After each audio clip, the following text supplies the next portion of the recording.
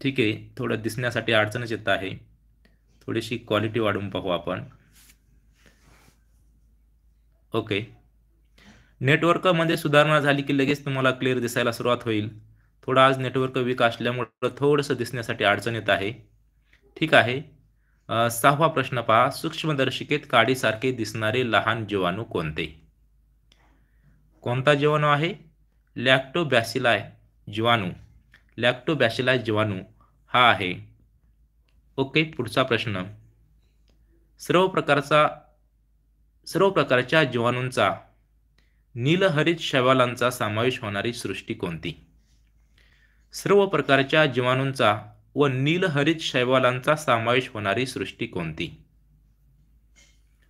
शैवाल आहेत जे की पाणी, तलावामध्ये, समुद्रामध्ये दिसतात. त्या सृष्टीला असे म्हणतात मोनेरा. कोणत्या प्रकारची सृष्टी आहे? मोनेरा प्रकारची सृष्टी. ओके. मोनेरा सृष्टीतील जीवाणू कसे असतात? मोनेरा सृष्टीतील जीवाणू कसे असतात? तर मोनेरा सृष्टीतील जीवाणू एकपेशीय, स्वयंपोषी, परपोषी, आदिकेंद्रकी, पटलबद्ध, पेशी अंगके नसतात. मोनेरा सृष्टीतील जीवाणू कसे असतात? एकपेशीय, स्वयंपोषी, परपोषी, आदिकेंद्रकी, पटलबद्ध व पेशी अंगिके नसतात. ओके. सूक्ष्मदर्शिकेतील सूक्ष्मजीव म्हणजे काय? सूक्ष्मदर्शिकेतील सूक्ष्मजीव म्हणजे काय? अमेबा. आता पहा, क्लिअर दिसायला लागलेला आहे. इथून पुढे कसली अडचण येणार नाही. आता नेटवर्कची स्पीड वाढलेली आहे. आता मात्र अडचण येणार नाही. ओके. ओके. सूक्ष्मदर्शिकेतील सूक्ष्मजीव म्हणजे काय? अमेबा. ओके. पुढचा प्रश्न आहे 10वा. प्रोटिस्टा सृष्टी सजीव कसे असतात? प्रोटिस्टा सृष्टी सजीव कसे असतात? एकपेशीय, पटलबद्ध, केंद्रक. ओके. प्रचलनासाठी काय असतात?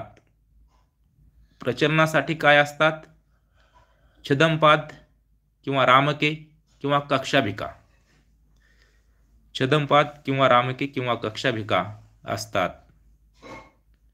स्वयंपोषी वनस्पती सांगा. कोणकोणत्या स्वयंपोषी वनस्पती आहेत? ज्या की युग्लिना, हॉलोकॉक्स आणि युग्लिना या 2 वनस्पती आहेत. ओके. परपोषी वनस्पती सांगा. परपोषी वनस्पती सांगा. परपोषी वनस्पती. प्रश्न क्रमांक 13वा जो आहे. परपोषी वनस्पतींची नावं सांगा. ओके. युग्लिना. ओके. Very good. परपोषी वनस्पतींची नावे: अमिबा, पॅरामेशियम, प्लास्मोडियम अशा प्रकारची वनस्पतींची नावं आहेत. ओके. कवके सृष्टी कवक सृष्टी किंवा कवके सृष्टी बुरशी वनस्पती कशा आहेत? बुरशी ह्या वनस्पती परपोषी असतात, अंशलेशी, दृश्य केंद्रकी असतात. 15वा प्रश्न जो आहे. कवक पेशीभित्तिका कोणत्या जटिल शर्करेपासून बनलेली असते? कायटिन. कायटिन या शर्करेपासून बनलेली असते. पेशींची जी पेशीभित्तिका असते ती कोणत्या शर्करेपासून बनलेली असते? कायटिन. ओके. या प्रश्न आणि उत्तरांचा सराव आपण NMSच्या परीक्षेसाठी जास्तीत जास्त व्हावा त्यासाठी आपण सराव घेत आहोत फक्त. मी आता थोडंसं वेगात वाचन करतो आणि तुम्ही लक्षपूर्वक ऐका, कारण की तुम्हाला या सर्व प्रश्नांचा सराव होईल आणि हे सर्व पुस्तक सर्व विद्यार्थ्यांकडे उपलब्ध नाही. त्याच्यामुळे आपण थोडासा सराव घेणार आहोत. सर्वांनी मध्ये मध्ये मी काही प्रश्न, शेवटचा लास्ट प्रश्न आहे जो की दिसणार नाही, त्या प्रश्नाचं उत्तर तुम्हाला द्यायचं आहे. पहा आता, कवके प्रथमोपजीवी असतात ती कशावर जगतात? कुजलेल्या कार्बनी पदार्थावर. ओके, कुजलेल्या कार्बनी पदार्थावर.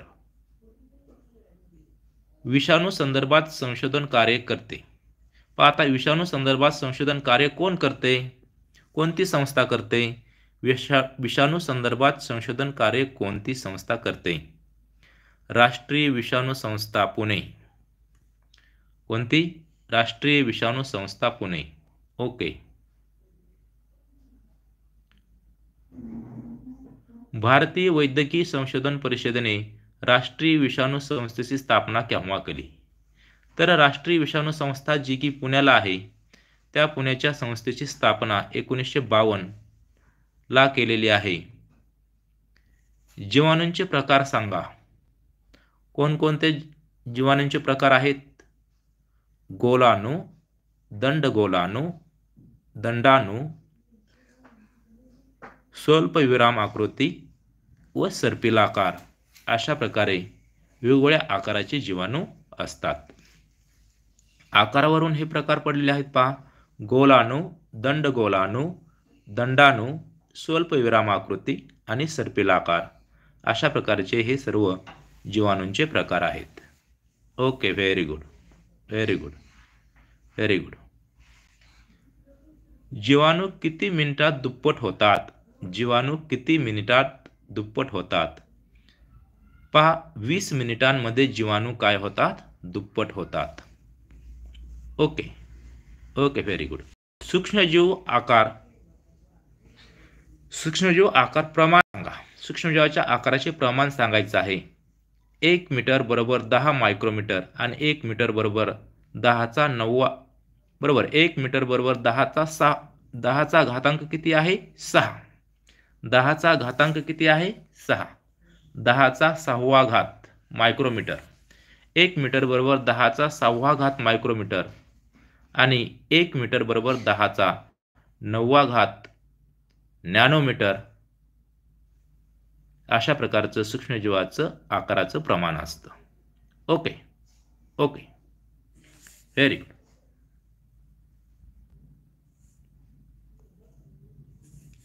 22वा प्रश्न आहे. अमांश होण्यास कारणीभूत विषाणू कोणते? अमांश होण्यास कारणीभूत विषाणू कोणते? तर अँटामिबा हिस्टॉलिटिका हे त्या विषाणूचं नाव आहे. अँटामिबा हिस्टॉलिटिका हे त्या विषाणूचं नाव आहे.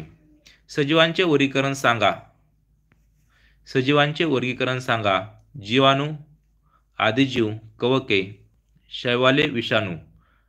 अशा प्रकारचं वर्गीकरण होईल. जीवाणू, आदिजीव, कवके आणि शैवाले, विषाणू. अशा प्रकारचं वर्गीकरण सांगता येईल. ओके, ओके, ओके, छान. विषाणू अतिसूक्ष्म असल्याने त्यांना पाहावयास काय वापरतात? विषाणू खूप अतिसूक्ष्म असतात जीवाणूंपेक्षा, तर त्यासाठी कोणत्या साहित्याचा उपयोग केला जातो? इलेक्ट्रॉन सूक्ष्मदर्शी. कशाचा उपयोग केला जातो? इलेक्ट्रॉन सूक्ष्मदर्शी. ओके. बहुतांश तुम्हाला वर्गामध्ये हे सर्व शिकवलेलं आहे. आपण फक्त रिव्हिजन करतोय प्रश्नांची. मला वाटतं अजून आपण या प्रश्नांचा थोडासा वेग वाढवतो मी, जेणेकरून की कमी वेळामध्ये अनेक प्रश्नांची या ठिकाणी रिव्हिजन होईल. ओके. रिव्हिजनसाठी ही फक्त तासिका आहे. याच्यामध्ये डिटेल काही मार्गदर्शन होणार नाही, फक्त रिव्हिजनसाठी. ओके. जीवाणूपेक्षा किती पटीने लहान असतात? बघा, विषाणू जीवाणूंपेक्षा किती पटीने लहान असतात? 10 ते 100 पट. विषाणू हे जीवाणूंपेक्षा काय असतात? लहान असतात. विषाणूंना सजीव मानले जाते का? विषाणूंना सजीव मानले जाते का?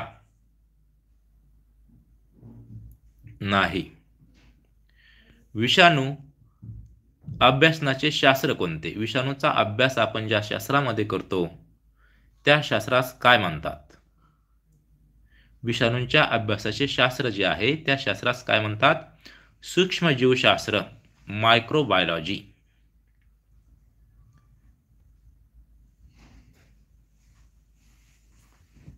विषाणू अभ्यासाचे शास्त्र कोणते आहे? सूक्ष्मजीवशास्त्र, मायक्रोबायोलॉजी. कोणते विषाणू जीवाणूवर हल्ला करतात? पाहता, असे काही विषाणू आहेत की जे जीवाणूवर हल्ला करतात. कोणते विषाणू आहेत ते? बॅक्टेरियोफाज. बॅक्टेरियोफाज हे विषाणू जे आहेत ते जीवाणूंवर काय करतात? हल्ला करतात. मानवाला संसर्ग होणारे असे कोणते विषाणू आहेत? त्यांना मानव विषाणू सांगा. मानव विषाणू सांगा. पोलिओ हा विषाणू आहे, इन्फ्लुएन्झा हा विषाणू आहे, एड्स हा विषाणू आहे. या संदर्भामध्ये मी अजून एक सूचना करतो. जो 2020, 21, 22 या वर्षांमध्ये कोरोनाचा जो विषाणू होता, कोणता विषाणू होता कोरोनाचा? तो सुद्धा विषाणूच होता. पहा, आहे का कोणाला माहिती? हा, या प्रश्नाचं उत्तर मला उद्या सांगा, वर्गामध्ये सांगा. कोरोना होण्याचे कारण आणि कोणत्या विषाणूमुळे कोरोना झाला? एखाद्या वेळेस हा प्रश्न तुम्हाला NMHच्या H1N1. ओके, ठीक आहे. ओके, हा प्रश्न तुम्हाला परीक्षेस येऊ शकतो.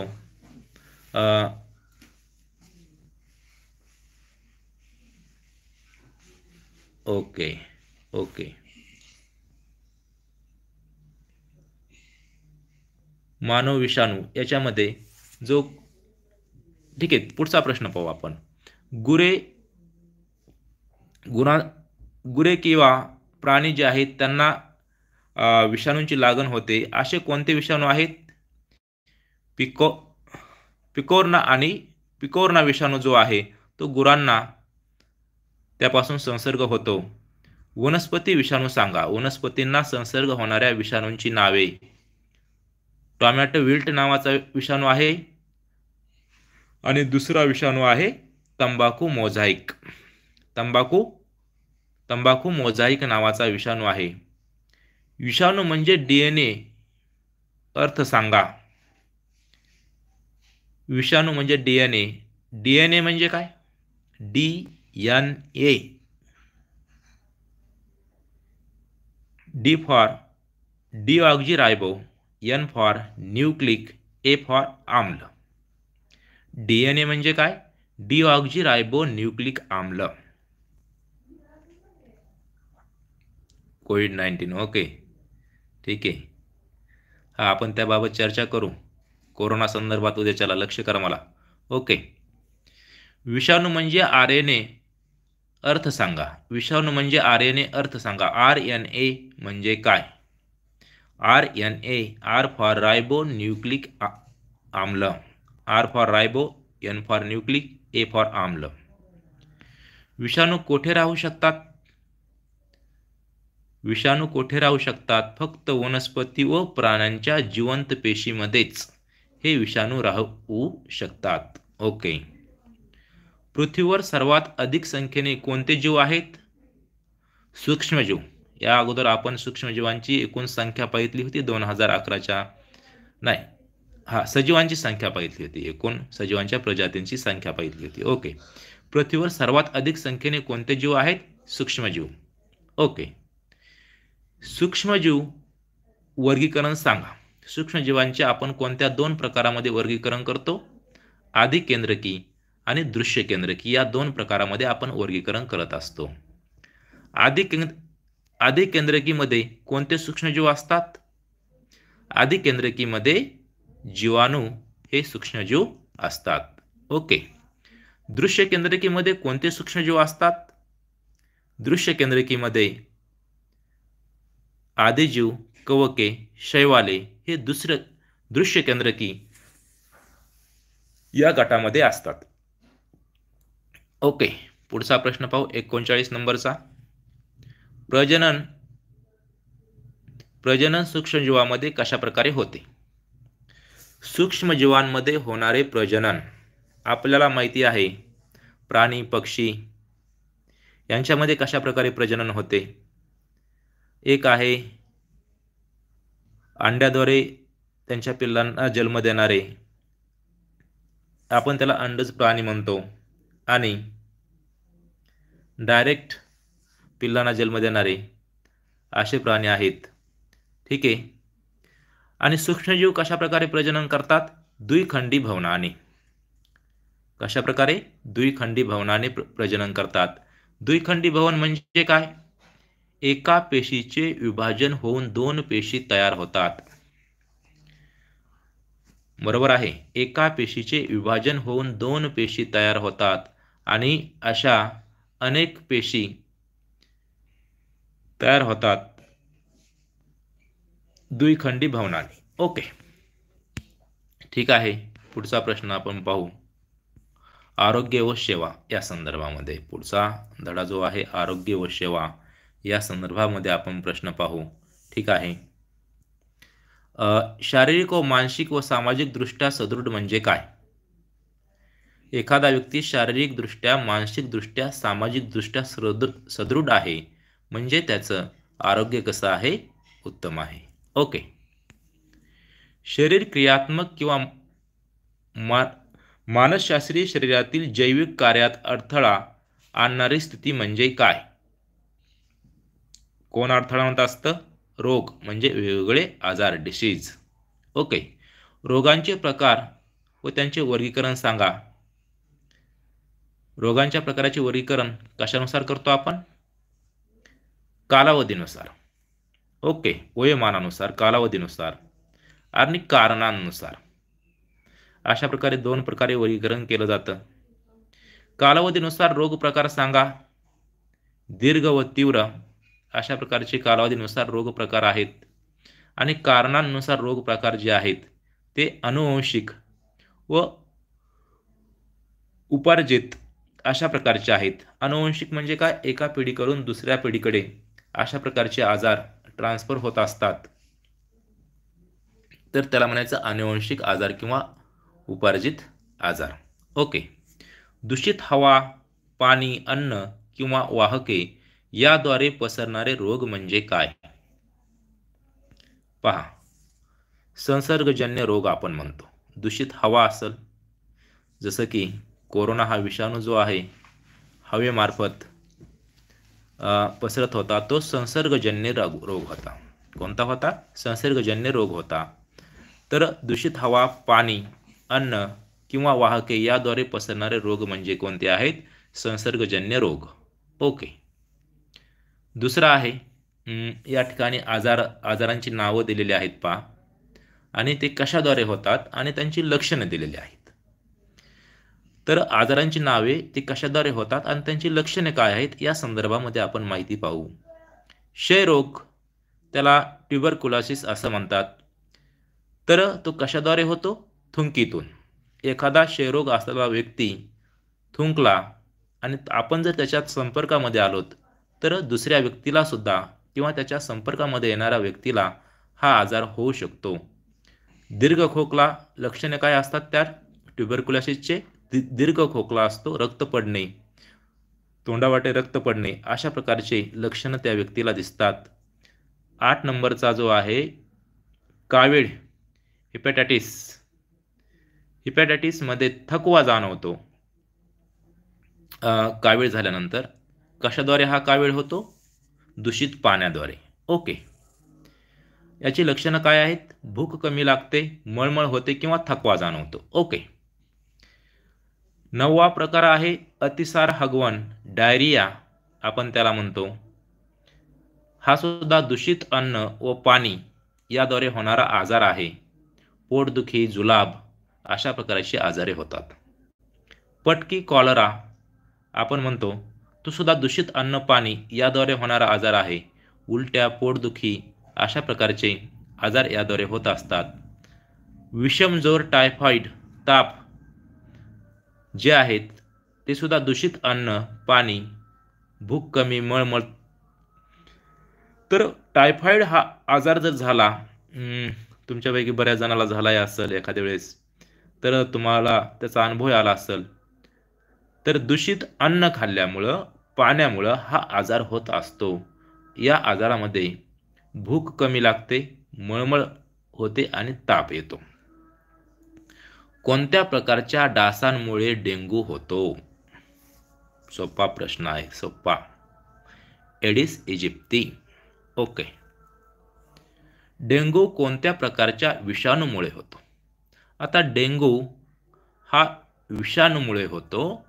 तर कोणत्या प्रकारचा विषाणू असतो? फ्लेविव्हायरस डेन 1 व 2. फ्लेविव्हायरस डेन 1 व 2. हिवताप कोणत्या डासाच्या मादीमुळे होतो? हिवताप कोणत्या डासाच्या मादीमुळे होतो? एनाफिलीस डासाची मादी. ओके, पुढचा प्रश्न. स्वच्छ पाण्यामध्ये कोणते डास तयार होतील? स्वच्छ पाण्यामध्ये एडिस व एनाफिलीस डास तयार होतील. आताच आपण पाहितलं हिवताप व डेंग्यू हे आजार होतात. दूषित पाणी, गटारे यामध्ये कोणते डास असतात? क्युलेक्स नावाचे डास हे दूषित पाणी व गटारे यामध्ये हे डास असतात.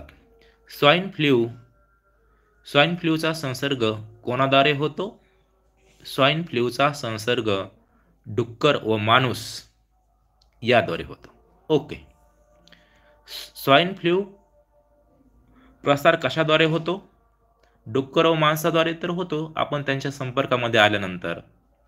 रोग्याचा घाम जो आहे तो जर आपल्या शरीराला लागला, नाक, घसास्राव किंवा थुंकी याच्या संपर्कामध्ये जर दुसरा व्यक्ती आला तर त्या दुसऱ्या व्यक्तीला स्वाईन फ्लू होऊ शकतो.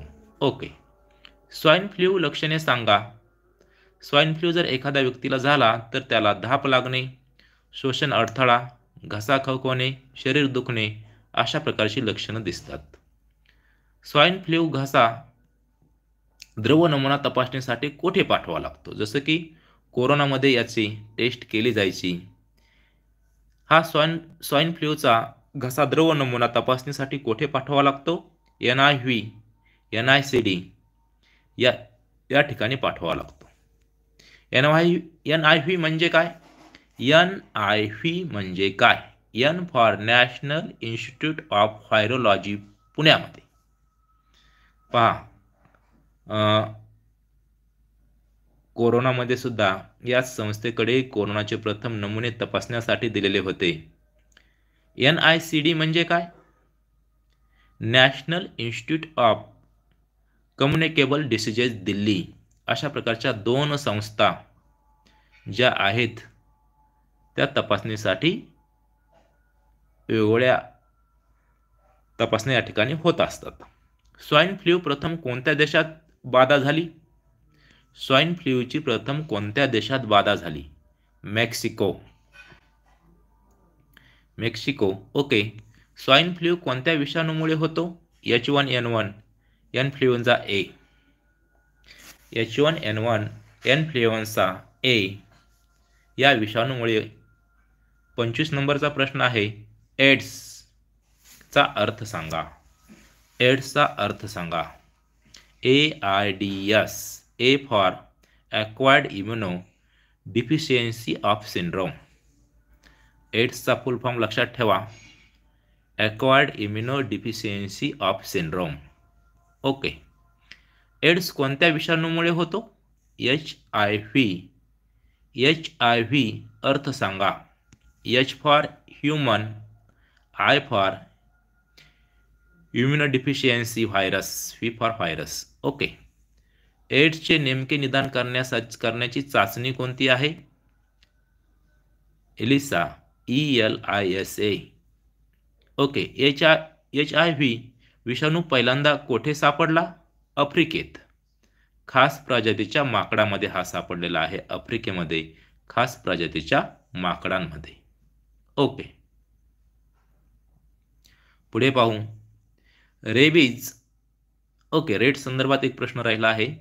भारतात एड्स 80 ते 85% विषम लैंगिक संबंधातून हे कोणी सांगितले? नॅशनल एड्स कंट्रोल प्रोग्राम आणि UN एड्स. ओके. पुढचा, रेबीज हा रोग काय चावल्याने होतो? रेबीज हा रोग फक्त कुत्रा चावल्यानेच होतो का? नाही. रेबीज हा रोग कुत्रा असल, ससा असल, मांजर, माकड अशा प्रकारचे प्राणी चावल्याने सुद्धा होतो. ओके. रेबीज रोगाची लक्षणं काय आहेत? जलदोष म्हणजे पाण्यास घाबरणे. ओके. जलद्वेष, पाण्यास घाबरणे, त्याला म्हणतात हायड्रोफोबिया. काय म्हणतात त्याला? हायड्रोफोबिया. ओके. रेबीज याच दुसरे नाव काय आहे? जलसंत्रास. रेबीज याच दुसरे नाव काय आहे? जलसंत्रास. म्हणजे पाण्यास घाबरतो म्हणून त्याला जलसंत्रास हे नाव दिलेले आहे. रेबीज पासून वाचण्यासाठी काय करावे? जर कुत्रा चावला, तुम्हाला माहिती आहे की कुत्रा चावल्यानंतर अगोदर रेबीज प्रतिबंधक लस घ्यावी लागते, त्याचे इंजेक्शन्स घ्यावे लागतात. ओके. रेबीज लक्षणे चावल्यानंतर किती दिवसामध्ये दिसतात? पहा, रेबीज कुत्रा चावल्यानंतर सहसा आपल्याकडे कुत्रा हा प्राणी चावल्यानंतर रेबीजचे इंजेक्शन दिले जातात आणि त्याची लक्षणे जर आपण लस घेतली नाही तर त्याची लक्षणे हे काय लगेच 2-3 दिवसांनी दिसतात का? नाही. या ठिकाणी दिवस दिलेले आहेत 90 ते 175 दिवसामध्ये. रेबीज लक्षणे कोणती? पाण्याची भीती तर आहे. 2 ते 12 आठवडे ताप येतो. अतिशयोक्ती वागणे. अतिशयोक्ती वागणे म्हणजे वेडसरपणा, वेड्यावाने वागणे, अशा प्रकारची लक्षणे दिसतात. संसर्ग किंवा संक्रमणातून पसरत नाहीत ते रोग कोणते? त्या रोगांना आपण काय म्हणतो? असंसर्गजन्य किंवा असंक्रामक आजार, जे की संसर्गामधून पसरत नाहीत. पेशींच्या अनियंत्रित व असामान्य वाढीस काय म्हणतात? कर्करोग, कॅन्सर. पाहता, या संदर्भात प्रश्न आपण पुन्हा एकदा पाहू. 38 नंबरचा प्रश्न आहे. पेशींच्या अनियंत्रित व असामान्य वाढीस काय म्हणतात? कर्करोग. ओके. याची जर एखादी पेशी शरीरामध्ये आढळली तर अनेक पटीने असामान्य पद्धतीने या ठिकाणी या पेशींच्या संख्येची वाढ होत जाते. त्याला आपण कॅन्सरचा आजार म्हणतो. या संदर्भामध्ये खाली अजून पाहू आपण. कर्करोगाच्या पेशी समूहास किंवा गाठीस काय म्हणतात? दुर्दम्य अर्बुद. ओके. नीट पाहून घ्या. कर्करोग कारणे सांगा. कर्करोगाची कारणे पहा. कर्करोगाची खूप अशी कारणं आहेत. अति प्रमाणात व्यसन करणे, त्याच्यामुळे तुम्ही जाहिराती पाहत असता, तंबाखू खाऊ नका, सिगारेट ओढू नका. जंक फूड जे आहे, जे की लहान मुलांना आवडतं. आरोग्य आहार हा व्यवस्थित असावा. त्यानंतर अनुवंशिकता हेही याचं कारण आहे कर्करोगाचं. परीक्षेला हा प्रश्न येऊ शकतो, कर्करोगाचे कारण सांगा. ऑप्शनमध्ये अनुवंशिकता हा ऑप्शन असेल तर तो बरोबर आहे. ओके. कर्करोग लक्षणे सांगा. कर्करोगाची लक्षणे. ओके.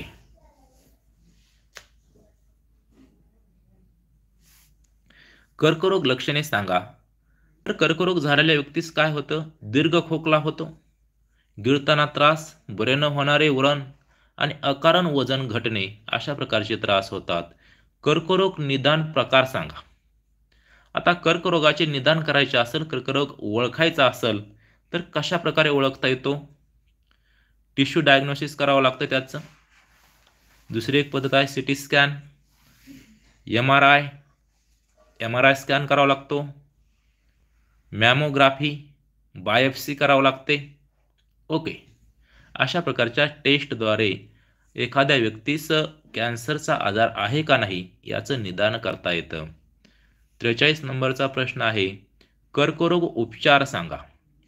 आता कर्करोग झालेल्या व्यक्तीवर पेशींची अनियंत्रित झालेली होणारी वाढ ती थांबवण्यासाठी कर्करोग पूर्णपणे नाहीसा करता येत नाही, पण आपल्याला होणारी पेशींची अनियंत्रित वाढ रोखता येते. तर कर्करोग उपचार सांगा. रसायनोपचार तर आहेत, किरणोपचार आहेत आणि शल्यचिकित्साही आहे. शल्यचिकित्सा म्हणजे काय? असणारी गाठ शिरून बाजूला काढणे, त्याला शल्यचिकित्सा म्हणू आपण. आणि किरणोपचार आहे, रसायनोपचार आहे. ठीक आहे. या उपचारांची नावे तुम्ही लक्षात ठेवा. कर्करोग उपचार नवीन पद्धती सांगा. रोबोटिक सर्जरीद्वारे सुद्धा शरीरामध्ये असणारी गाठ आता बाजूला काढली जाते. लॅप्रोस्कोपिक सर्जरी केली जाते. ओके. ह्या आता आधुनिक पद्धती आहेत. रक्तातील ग्लुकोज, शर्करा यांचे प्रमाणावर नियंत्रण कोण ठेवते? पहा, रक्तातील ग्लुकोज असेल, शर्करा असेल, यांच्या प्रमाणावर नियंत्रण कोण ठेवत असते? इन्सुलिन.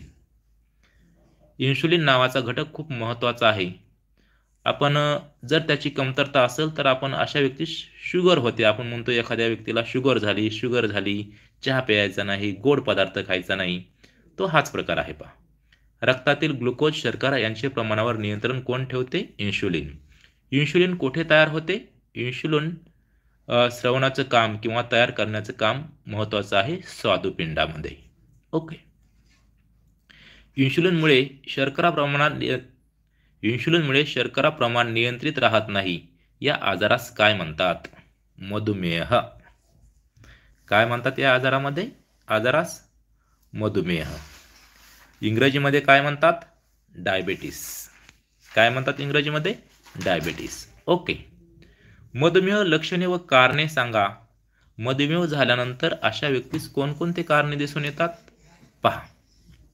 रात्रीस वारंवार लघवी, वजन वाढणे, अतिलठ्ठपणा, व्यायाम, कष्ट नाही, अनुवंशिकता असू शकते, मानसिक ताण याद्वारे मधुमेहाची लक्षणे आहेत. हे सर्व मधुमेहाची लक्षणे आहेत.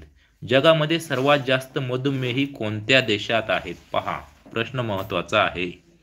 जगामध्ये सर्वात जास्त मधुमेही कोणत्या देशामध्ये आहेत? भारत.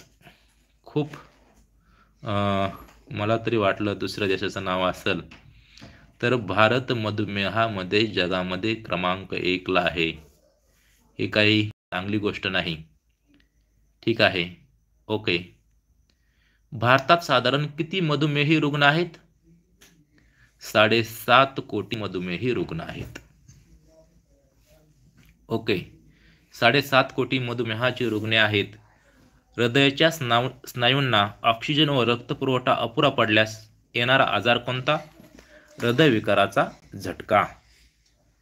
ओके.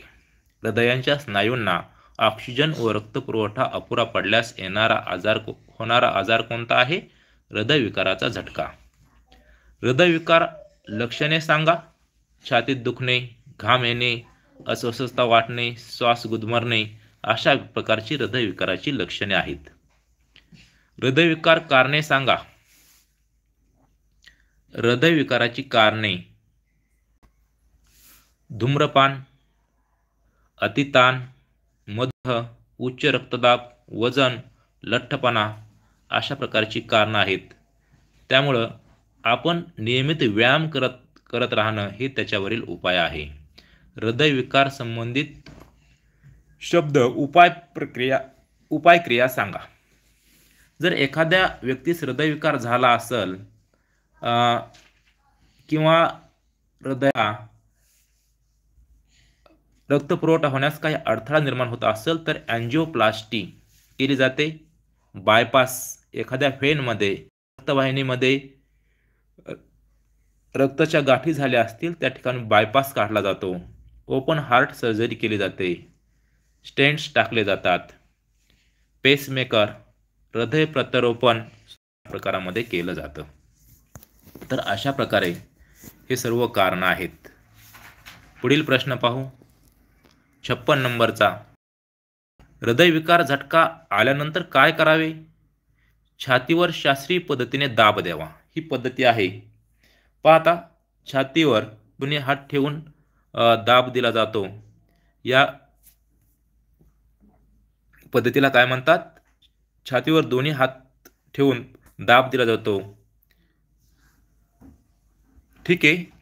रुग्णवाहिकेसाठी किती क्रमांकावर फोन करावा? सोपा आहे, 108. ओके. हृदयविकार झटका आल्यावर करावयाच्या प्राथमिक बाबीस काय म्हणतात? COLS, compression only life support. काय म्हणतात? कोल्स म्हणजे काय? Compression only life support. COO. जर एखाद्या व्यक्तीला हृदयविकाराचा झटका जर आला असेल तर अशा व्यक्तींना कॉम्प्रेशन ओनली लाईफ सपोर्ट म्हणजे आता आपण जे सांगितलेलं आहे छातीवर शास्त्रीय पद्धतीने दाब देणे, याला काय म्हणतात? Compression only life support. LS मध्ये छाती दाबणे कसे असावे? किमान 30 वेळा छाती दाबायला पाहिजे. 100 ते 120 दाब. किती दाब गतीने? 100 ते 120 दाब गतीने छाती दाबायला पाहिजे. किती वेळा? 30 वेळा. 61 नंबरचा प्रश्न जो आहे, प्रतिजैविकांच्या अतिवापराने काय होते? प्रतिजैविकांच्या अतिवापराने काय होते? मळमळ, जुलाब, उलट्या, पोटदुखी, पुरळ, पांढरे चट्टे. ह्या प्रतिजैविकांच्या आपण अँटीबायोटिक्स म्हणतो आपण. अँटीबायोटिक्स याच्या अतिवापराने काय होते? मळमळ, जुलाब, उलट्या, पोटदुखी, पुरळ, पांढरे चट्टे. ओके. डॉक्टरांच्या सल्ल्याशिवाय औषधे घेतल्यावर काय होते? चेतासंस्था जी आहे त्याला आपण नर्वस सिस्टीम म्हणतो. उत्सर्जन संस्था आहे यकृत, यावर काय होतात? विपरीत परिणाम होत असतात. पुढचा प्रश्न, गरीब रुग्णांसाठी कोणत्या औषधांची? जेनरिक औषधे. पाहता बऱ्याच शहरांमध्ये आता अशा प्रकारची मेडिकल स्टोअर्स उपलब्ध झालेले आहेत. त्या ठिकाणी स्वस्तामध्ये जेनरिक वेगवेगळ्या आजारावरील औषधे मिळतात जेनरिक मेडिकलमध्ये. ओके. त्या औषधांना काय म्हणतात? जेनरिक औषधे. जेनरिक औषधेचे दुसरे नाव काय आहे? सामान्य औषधे. कोणत्या मोबाईल ॲपद्वारे आपण जेनरिक औषधे मिळवू शकतो? हेल्थ कार्ट नावाचे ॲप आहे आणि जनसमाधान. ह्या ॲपची नावे लक्षात ठेवा, याच्यावर प्रश्न परीक्षेला येऊ शकतो. हेल्थ कार्ट आणि जनसमाधान. ओके. उत्तम दर्जाची औषधे कमी किमतीत मिळणारी सरकारी योजना कोणती? सरकारी योजना कोणती आहे? प्रधानमंत्र्याचं नाव आहे, पंतप्रधानांच्या नावाने आहे. पंतप्रधान जन औषध योजना. याची सुरुवात 1 जुलै 2015 रोजी झालेली आहे. ओके. पंतप्रधान जन औषध योजना औषध मिळण्यासाठी कोणती स्टोअर्स आहेत? जन औषधी स्टोअर्स नावाने मेडिकलचे नाव आहे, जन औषधी स्टोअर्स. तर आरोग्यासंदर्भात प्रश्न महत्त्वाचा आहे. जागतिक आरोग्य दिन केव्हा असतो? 7 एप्रिल. जागतिक मधुमेह दिन केव्हा असतो? 14 नोव्हेंबर. जागतिक रक्तदान दिन केव्हा असतो? 14 जून. ओके. हे दिन लक्षात ठेवा, लिहून घ्या वाटलं तर. जागतिक आरोग्य दिन 7 एप्रिल, जागतिक मधुमेह दिन 14 नोव्हेंबर, जागतिक रक्तदान दिन 14 जून, जागतिक हृदय दिन 29 सप्टेंबर. अंध व्यक्तींना दृष्टी मिळण्यासाठी कोणते दान करूया? नेत्रदान. अवयवदान ही एक सध्या मोठी चळवळ ठरत आहे. यामध्ये व्यक्ती अगोदरच आपल्या अवयवांचे दान देतात, तर मृत्यूपूर्वी अशा प्रकारची नोंदणी केली जाते. नेत्रदान. ठीक आहे. वर्षात 4दा रक्तदान केल्यास किती रुग्णांचे प्राण वाचतात? वर्षातून जर आपण 4दा रक्तदान केलं तर किती रुग्णांचे प्राण वाचतात? 12 रुग्णांचे प्राण वाचतात. एक वेळेचे रक्तदान किती रुग्णांचे प्राण वाचवते? 3 रुग्णांचे प्राण वाचवते.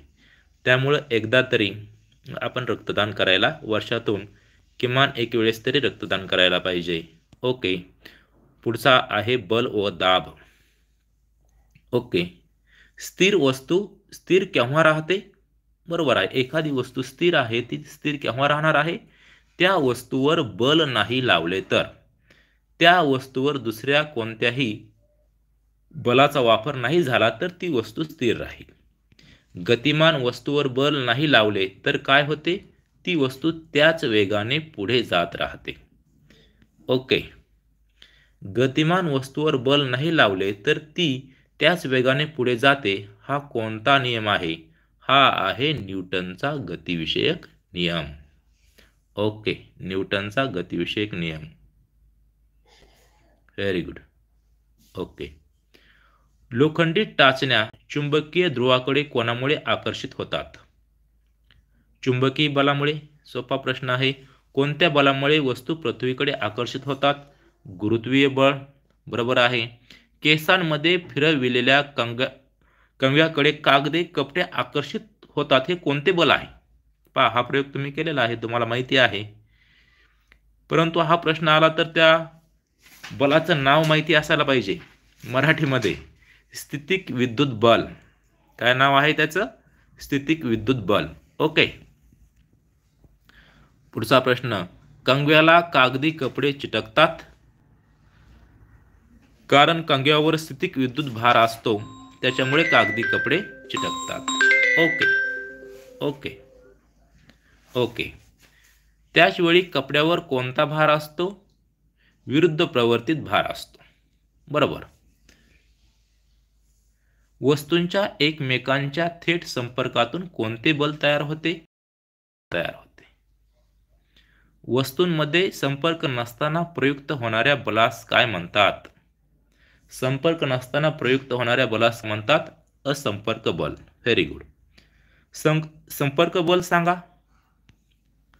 संपर्क बल म्हणजे आपण जर एखाद्या वस्तूला स्पर्श केला म्हणजे स्नायू बल. ओके. असंपर्क बल म्हणजे कोणते बल आहे? चुंबकीय बल. त्या ठिकाणी संपर्क होत नाही, लांबूनच ती वस्तू खेचते.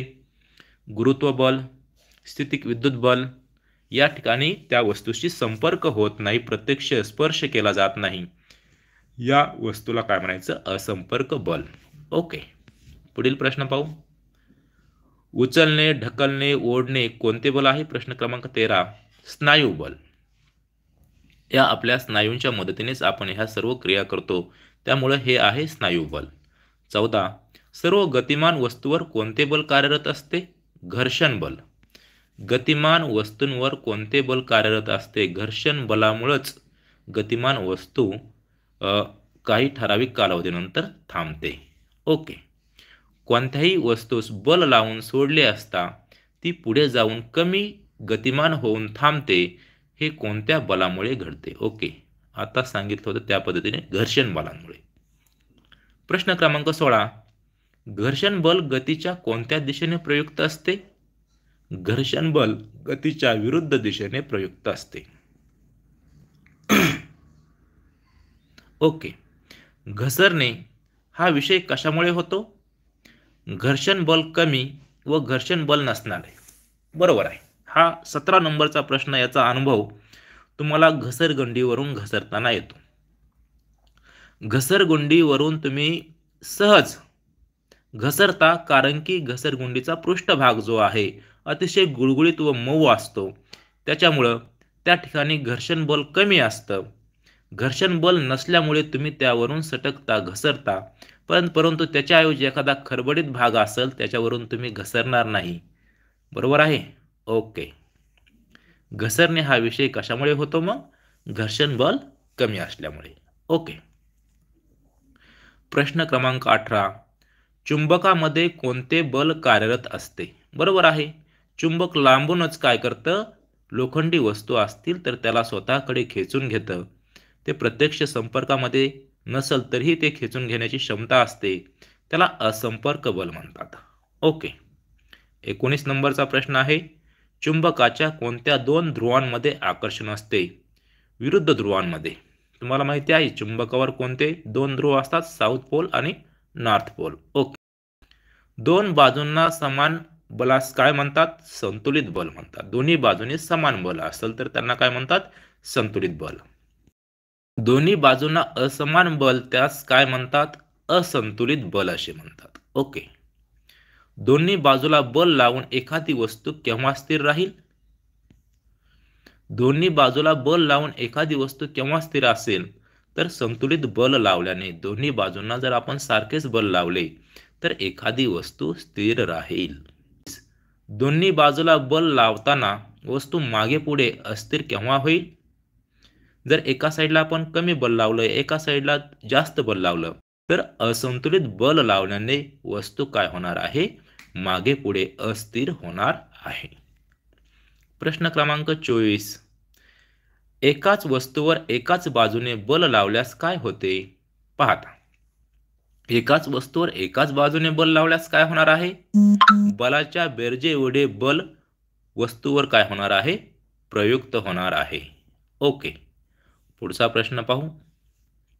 एकाच वस्तूवर विरुद्ध दिशेने बल लावल्यास काय होते? बलाच्या फरका एवढे बल वस्तूवर प्रयुक्त होते. पहा 25वा प्रश्न आणि 24वा प्रश्न याच्यामध्ये काय साम्य आहे, काय विरोधाभास आहे? एकाच वस्तूवर एका बाजूने बल लावले तर काय होते? बलाच्या बेरजेएवढे बल वस्तूवर प्रयुक्त होते. आणि 25व्या प्रश्नामध्ये काय दिलेलं आहे? एकाच वस्तूवर विरुद्ध दिशेने बल लावल्यास काय होते?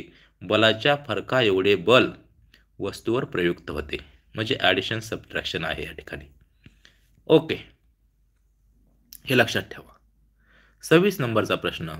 वस्तूस बल लावल्यास गती मिळते तेव्हा बल काढले असता काही वेळ ती वस्तू आहे त्याच गतीत राहण्याची प्रवृत्ती दाखविते, त्यास काय म्हणतात? जडत्व म्हणतात. काय म्हणतात त्यास? जडत्व. 27. वस्तूच्या ज्या गुणधर्मामुळे ती आपला विराम अवस्थेत बदल करू शकत नाही त्यास काय म्हणतात? विराम अवस्थेचे जडत्व. Very good, very good, very good. खूप मुलं प्रश्नांची उत्तर देत आहेत. ओके, ओके, ठीक आहे. Okay, okay, okay. आपण आता 7:58 झालेले आहेत. या ठिकाणी आपण थांबवू. एवढा धडा पूर्ण करूया. वस्तूच्या ज्या गुणधर्मामुळे गतिमान अवस्थेत बदल होत नाही त्यास काय म्हणतात? गतीचे जडत्व. वस्तूच्या ज्या गुणधर्मामुळे वस्तू आपल्या गतीची दिशा बदलू शकत नाही त्यास कोणते जडत्व म्हणतात? दिशेचे जडत्व. ओके. एकक क्षेत्रफळावर लंब दिशेने प्रयुक्त बलास काय म्हणतात? दाब. दाबाचे सूत्र दिलेले आहे. बल भागिले बल प्रयुक्त केलेले क्षेत्रफळ. बल भागिले काय? बल भागिले बल प्रयुक्त केलेले क्षेत्रफळ. अशा प्रकारचं सूत्र आहे. ओके. 32 नंबरचा प्रश्न. एसआय पद्धतीत बलाचे एकक सांगा. न्यूटन, एन हे एसआय पद्धतीमधील बलाचे एकक आहे. एसआय पद्धतीत क्षेत्रफळाचे एकक सांगा. क्षेत्रफळाचे एकक आहे एसआय पद्धतीमध्ये मीटर स्क्वेअर किंवा चौरस मीटर. ओके. दाबाचे एकक सांगा. दाबाचे एकक काय आहे? M square, newton metre square. Okay. दाबाचे एकक आहे. दाबाचे एकक न्यूटन मीटर स्क्वेअर याला काय म्हणतात? Pascal, PA. पास्कलला काय म्हणतात? पीए. ओके. पुढचा प्रश्न. हवामान क्षेत्रात दाबाचे एकक काय? बार. हवामान क्षेत्रात दाबाचे एकक काय आहे? बार, BAR. एक बार बरोबर किती आहे मग? 10⁵ PA हा दाब. 10⁵ PA हे एक बार बरोबर आहे. 38 नंबर. एक बार म्हणजे 10⁵ PA. दाब ही राशी कोणती आहे? अदिश राशी आहे. कोणती राशी आहे ही? अदिश राशी. ओके. 39. क्षेत्रफळ वाढले की दाब कमी व क्षेत्रफळ कमी तेव्हा दाब वाढतो. काय होतं त्यावेळेस? दाब वाढतो. क्षेत्रफळ वाढले की काय होणार? दाब कमी होणार. आणि क्षेत्रफळ कमी होईल त्यावेळेस काय होणार आहे? दाब वाढणार आहे. ओके. 40 नंबर. खोल जाईल तसे द्रवाचा दाब वाढतो की कमी होतो? जसं आपण समुद्रामध्ये खोल जातो तर त्यावेळेस त्या ठिकाणी द्रवाचा दाब वाढलेला असतो का कमी असतो? त्यावेळेस त्या द्रवाचा दाब जो आहे तो वाढलेला असतो. 41 नंबरचा प्रश्न आहे. पाण्याच्या बाटलीमध्ये पाण्याचा दाब बाटलीवर पडतो का? होय. ओके. 42 नंबरचा प्रश्न आहे. सर्व द्रव आणि वायू यांना कोणत्या संज्ञेने ओळखतात? द्रायू. द्रव व वायू यांना कोणत्या संज्ञेने ओळखतात? द्रायू. इंग्रजीत नावे सांगा. द्राव्य म्हणजे काय म्हणतात? फ्लुइड. द्रवाला काय म्हणतात? लिक्विड. वायूला काय म्हणतात? गॅस. ओके. पृथ्वीवरील सर्व बाजूच्या हवेच्या आवरणास काय म्हणतात? वातावरण. ओके. वातावरण पृथ्वीपासून किती किमीपर्यंत आहे? 16 किमीपर्यंत आहे. पृथ्वीपासून 16 किमी पुढे वातावरण 400 किमीपर्यंत कशा स्वरूपाचे असते? पहा, पृथ्वीच्या जवळ वातावरण कसे असते? दाट असते. आणि 16 किमीपासून पुढे 400 किमीपर्यंत कशा स्वरूपाचे वातावरण असते? विरल वातावरण असते. ओके. 47 नंबरचा प्रश्न जो आहे, हवेमुळे निर्माण झालेल्या दाबाला काय म्हणतात? वातावरणीय दाब असे म्हणतात. हवेमुळे निर्माण झालेल्या दाबाला काय म्हणतात? वातावरणीय दाब. ओके. समुद्र सपाटीला असणाऱ्या हवेच्या दाबाला काय म्हणतात? ॲटमॉस्फिअर. समुद्र सपाटीला असणाऱ्या हवेच्या दाबाला काय म्हणतात? ॲटमॉस्फिअर. वातावरणीय दाब कोणत्या एककात सांगतात? एमबार किंवा हेक्टोपास्कल. वातावरणीय दाब सांगण्यासाठी कोणते एकक वापरतात? एमबार किंवा हेक्टोपास्कल. ओके.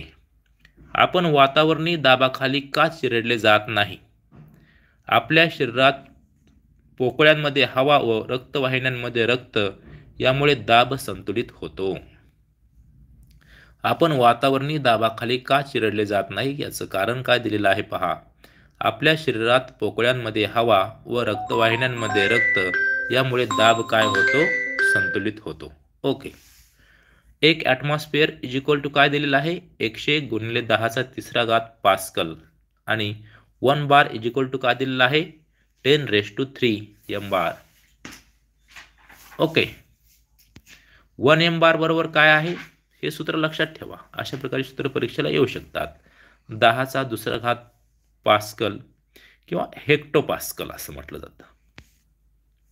53 नंबरचा प्रश्न, द्रवात वायूत असलेल्या वस्तूवर वरच्या दिशेने प्रयुक्त बलास काय नाव आहे? प्लावक बल. वरच्या दिशेने प्रयुक्त बलास काय नाव आहे? प्लावक बल. द्रवात बुडविलेल्या वस्तूवर प्लावक बल प्रयुक्त झाल्यास काय होते? वस्तू हलकी होऊन तरंगते. ओके. तर अशा प्रकारचे हे प्रश्न आहेत. समुद्राच्या पाण्याची घनता साध्या पाण्याच्या घनतेपेक्षा कशी असते? जास्त असते. समुद्राच्या पाण्याची घनता का जास्त असते? कारण की त्या समुद्राच्या पाण्यामध्ये वेगवेगळे क्षार विरघळलेली असतात.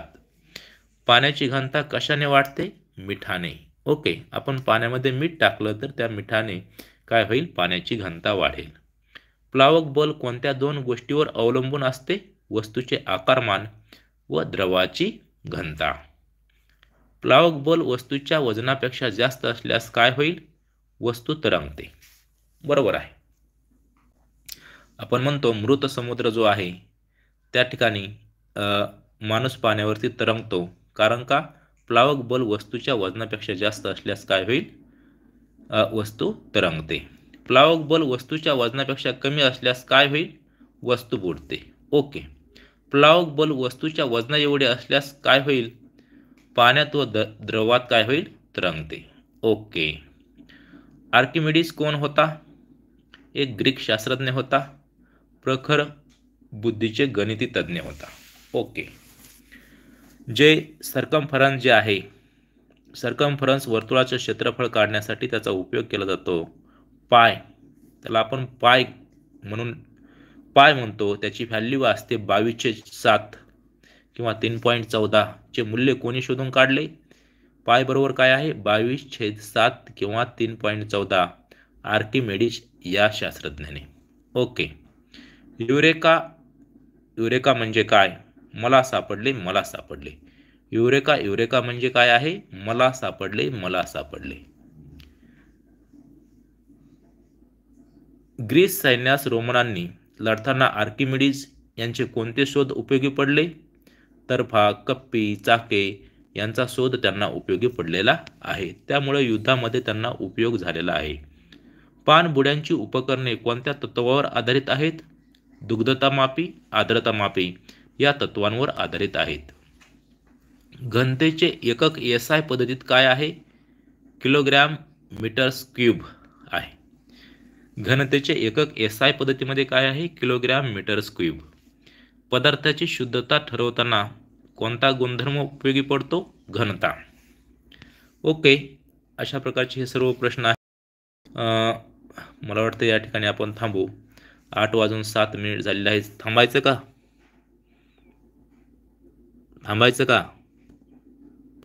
ओके.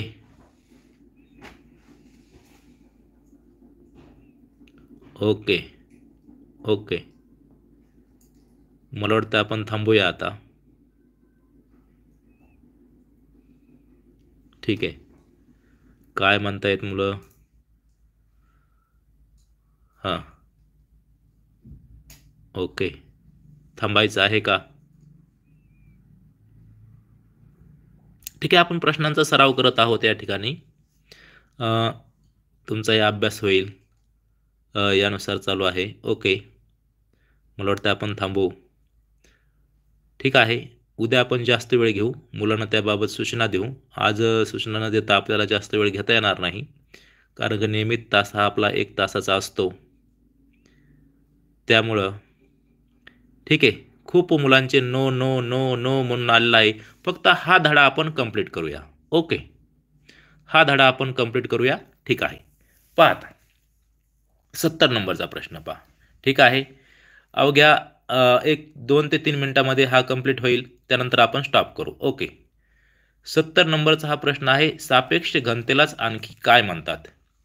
विशिष्ट गुरुत्व. हा वरचा 69 नंबरचा एक प्रश्न राहिला.